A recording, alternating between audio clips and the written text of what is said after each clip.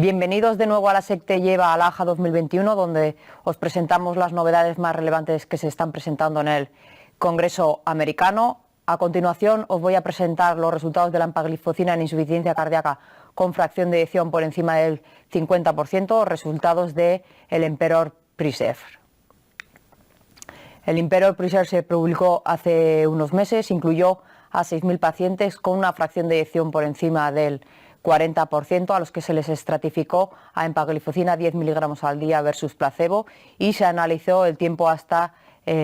muerte cardiovascular, hospitalización por insuficiencia cardíaca, independientemente si los pacientes eran diabéticos o no, en clase funcional 2-4 y un filtrado glomerular por encima de 20. Lo que se hizo es una estratificación por subgrupos en función de la fracción de eyección y se dividió en dos subgrupos. Aquellos con fracción de eyección preservada verdaderamente, con una fracción de eyección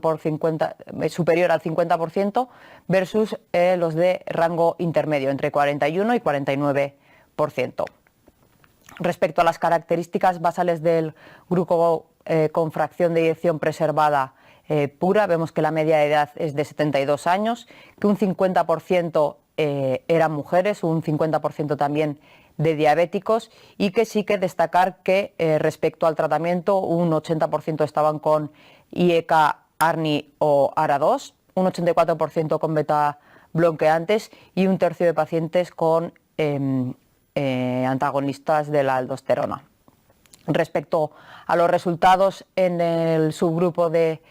fracción de eyección por encima del 50%, vemos una reducción del 17% del objetivo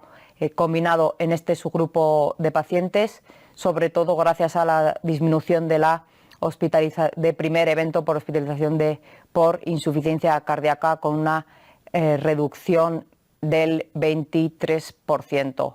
Respecto a la mortalidad cardiovascular, mortalidad por todas las causas, no se encontraron diferencias estadísticamente significativas y tampoco se obtuvo significación estadística en las hospitalizaciones recurrentes en fracción de eyección por encima del 50%. A continuación os presento las curvas de Kaplan-Meier en fracción de eyección por encima del 50%. Vemos el objetivo primero en una reducción del 17%, teniendo en cuenta que no existe interacción entre los subgrupos, y a la derecha tenéis las hospitalizaciones recurrentes, aunque no resultaron estadísticamente significativas. Cuando vemos las curvas a la derecha de primera hospitalización por insuficiencia cardíaca, vemos una reducción del 22% respecto a primer evento por insuficiencia cardíaca, y que resultó estadísticamente significativa. También destacar que las curvas se separan de manera temprana. A la izquierda tenemos la mortalidad cardiovascular, que no resultó estadísticamente significativa. Si analizamos más en profundidad dentro de la fracción de eyección por encima del 50% y subdividimos con un rango de 5% de los diferentes subgrupos, sí que quiero destacar que en aquellos por encima del 65% de fracción de eyección, el hazard ratio estaba muy por encima de 1, tanto en el objetivo primario como en las hospitalizaciones por insuficiencia cardíaca. Respecto al grupo de fracción de eyección rango intermedio entre 41 y 49%, pues destacar que los resultados fueron mucho más llamativos. Se consiguió una reducción del objetivo primario combinado de un 29%, y todo ello sobre todo a costa de la reducción del primera hospitalización por insuficiencia cardíaca. Sí que también quiero destacar que en este subgrupo de pacientes sí que se redujo de manera significativa las hospitalizaciones recurrentes por insuficiencia cardíaca. Respecto a objetivos secundarios, también se demostró en ambos grupos de pacientes, tanto en la